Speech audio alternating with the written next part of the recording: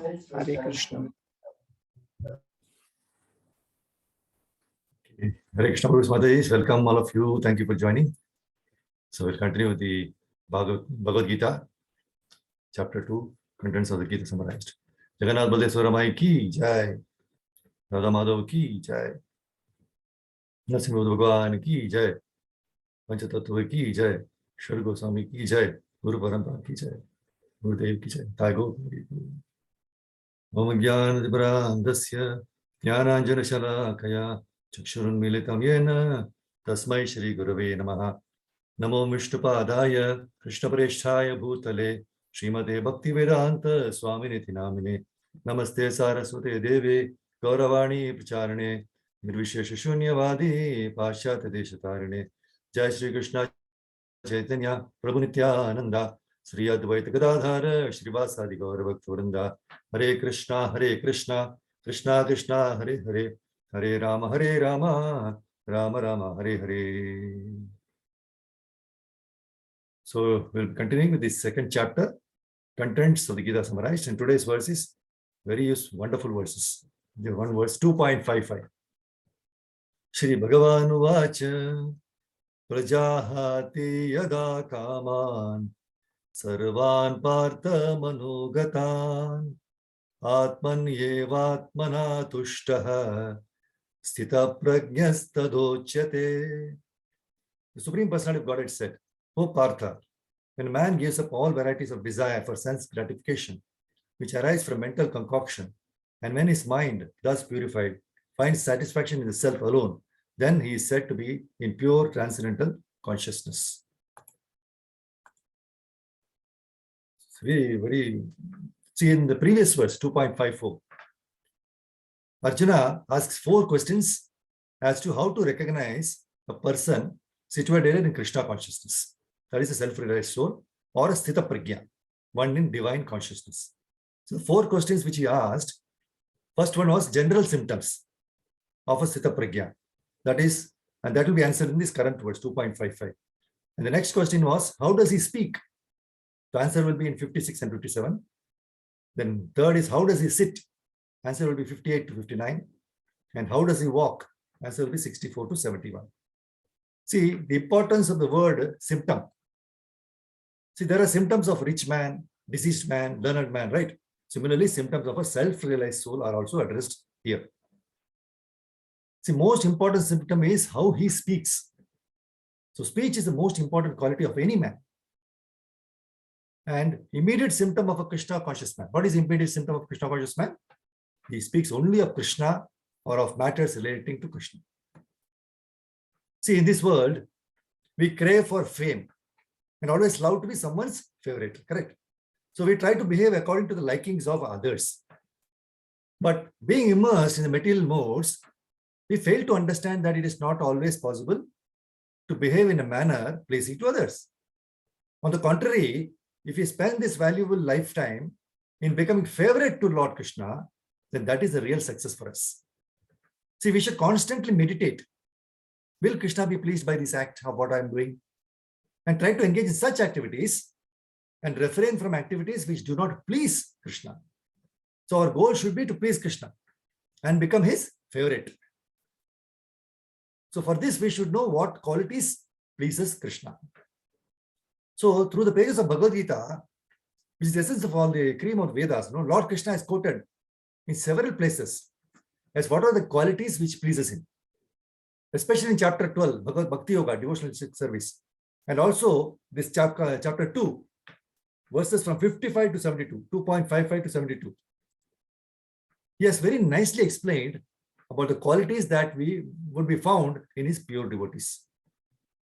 See, in one of his lectures by Guru Maharaj, he was stressing the importance of these 18 verses in chapter 2, 55 to 72, 18 verses. He said that the rice and dal for food are the body, are food for the body, right? And they cannot satisfy the soul, rice and dal. But to satisfy the soul, we need to provide spiritual food in the form of these shlokas. So in 2.54, the previous verse to this, Arjuna inquires with Krishna about the behavior of a transcendental man. And the Lord replies to his question very nicely in the verses through 2.55 to 72. Very important verses, these 18 verses. If possible, we should memorize this or have a notebook and note it down, the whole thing. See, our Kali Yuga brain keeps forgetting good things over a period of time. And so it is important to hammer these truths daily in our minds so that we not only remember these qualities, but also practice them in our day-to-day life. So in 20.20, the 12th chapter, 20, last verse, Krishna says, Ye tu dharma amritam idam, yatoktam paryupasate, shraddha dhanamat parama, bhaktasya ativa me priyaha. Those who follow this imperishable path of devotional service and who completely engage themselves with faith, making me the supreme goal, are very, very dear to me. So in 12th chapter, he says, what is dear to him, right? See, our nature is to envy others. We are basically not at all happy on seeing others happy. So whenever we see somebody very happy or performing very good devotional service, immediately the envy within us prevents us in appreciating their activities. And we try to find fault with their actions. Thereby we gratify our senses. See, we can see this very evidently in our day-to-day life. Very important point to understand is, people in general, they move about with matchboxes in life. Matchboxes to lit fire to the relationships because of pure envious nature. So the worst part is, in the so-called modern times, we need to carry the matchbox physically, right? But we have advanced so much that we need not carry matchbox, right? But we have advanced so much that the required damage can be easily achieved through social media, cell phones, smartphones. So what is the fuel which helps the fire to start and then rage? It is nothing but mental concoction. And that is what is explained in this 2.55 verse. See, concoction basically results in prajalpa. And we act whimsically, not following the Shastras, resulting in disturbance of mind, leading to wrong and bad actions, which finally impacts our health and does not cause any good to anyone around us. Now the question arises, why do we mentally concoct? The answer is given in Bhagavatam, 6th canto, 15th chapter, 25th verse. It says, these visible objects like wife, children, and property are like dreams and mental concoctions. Actually, what we see has no permanent existence.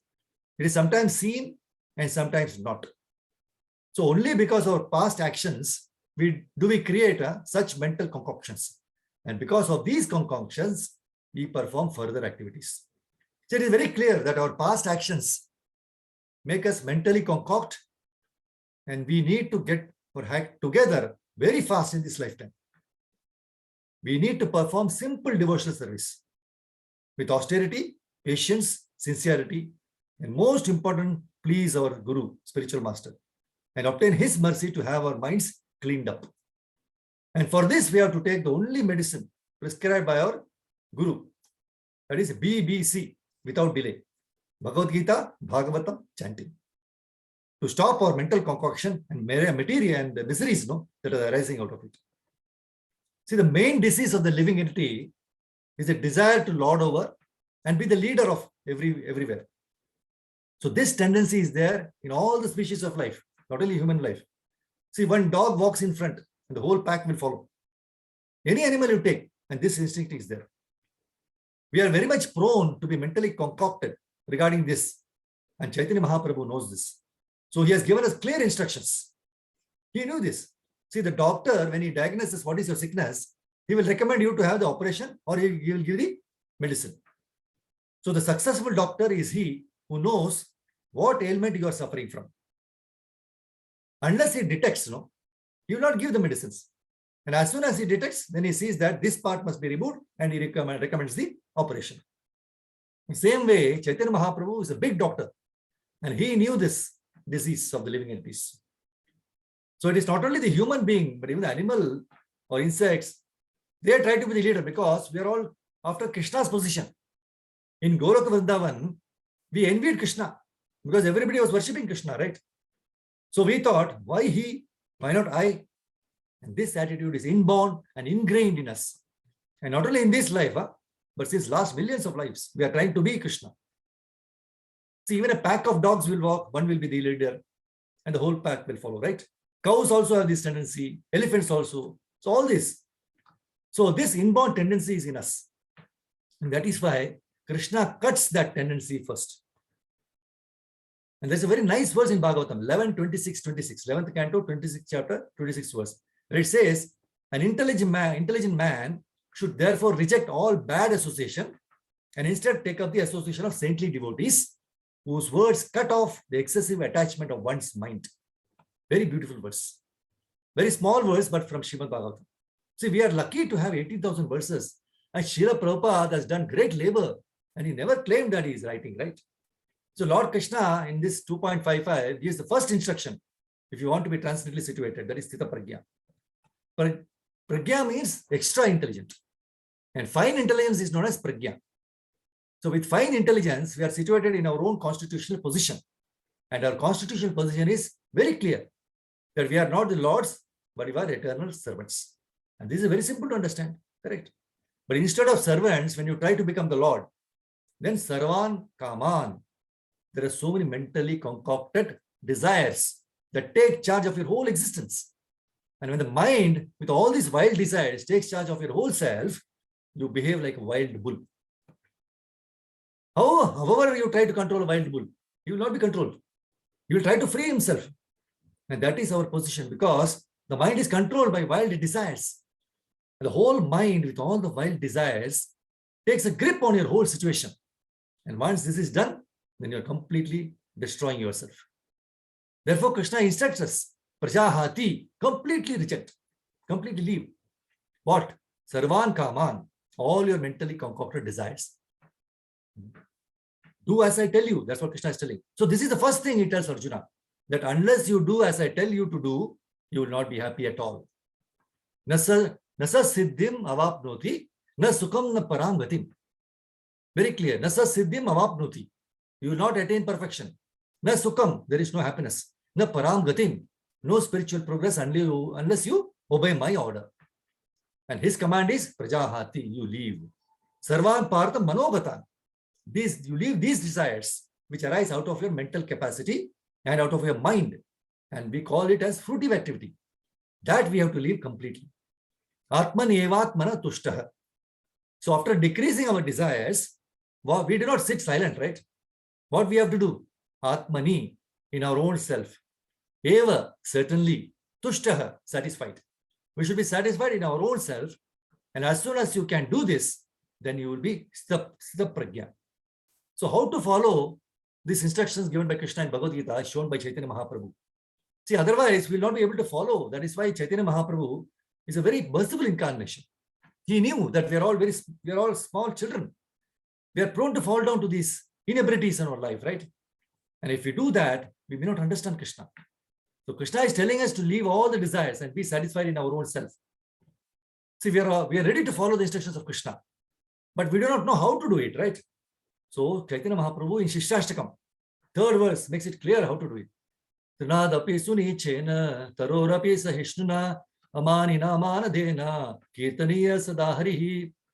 He says, one should chant the holy name of the Lord in a humble state of mind, thinking oneself lower than the straw in the street. One should be more tolerant than a tree, devoid of all sense of false prestige, and should be ready to offer all respect to others. In such a state of mind, one can chant the holy name of the Lord constantly. See, excessive attachment of one's mind. This is also mentioned in Bhagavad Gita, that we should detach ourselves from the mind's desires. The thing is, we try to force our mind against the various desires. But the mind is very adamant. Again and again, it will present its desires. So the gyan, the knowledge is, we have to go beyond the mind. Unless you have guided intelligence, we have guided missiles, right? Unless you have guided intelligence, you cannot approach Krishna. Krishna's connection is in our heart. Sarvasya chaham hridhi sannivishto. He is situated in our heart. So heart-to-heart connection is there. So this manogatan is the mind. So these desires of the mind, we have to stop it. You have to avoid the bad association.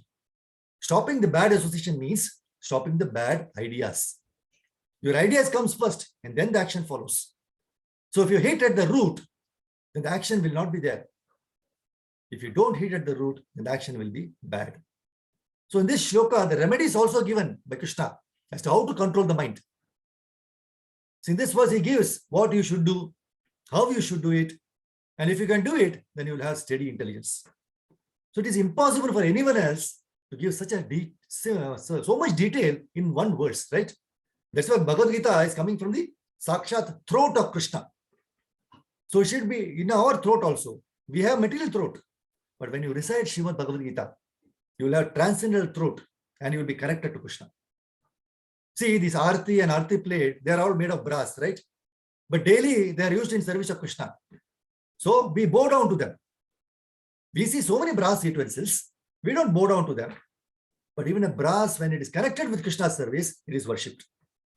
See, the cotton wick used to light the ghee lamp is used in the service of Krishna. And so we bow down to it.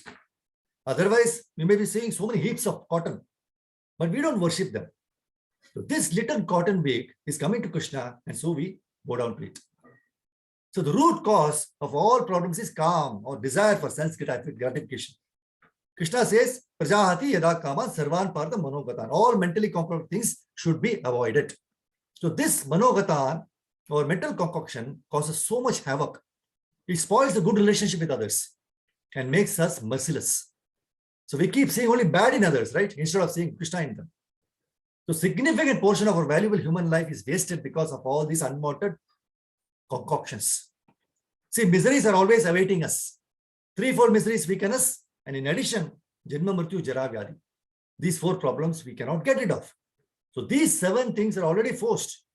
And in addition to that, we concoct. And those miseries are there. So avoid these kind of things and let us fight these 7. The only way to get rid of these concoctions is to engage in ourselves in sincere devotional service. See, for devotees, there are no good days or bad days, good luck or bad luck. As long as we are doing our sadhana as per the instructions of the spiritual master, our days are good, irrespective of whatever bad thing might happen. And when we forget or don't follow the instructions of Guru and Krishna, then our days are bad. So instead of focusing on other things not related to Krishna, if we remain focused in devotional service, then no miseries can touch us. So the first question which Arjuna asked was general description and characteristics of a self-realized person. That is, he gives up all material desires of sense gratification, born of mental concoction, and thus purified in mind, one finds satisfaction in the self alone. So we should become Krishna's favorite. And that is by doing this devotional service and not concocting ourselves through our mind. Thank you very much, Prabhu Mataji. Gita Srimad Bhagavad Gita Gita Srimad. Vancha kalpatarubhya kripa sindhubhaya vacha patitanam pavanebhyo vaishnavebhyo namo namaha. So thank you very much, Prabhu. Hare Krishna.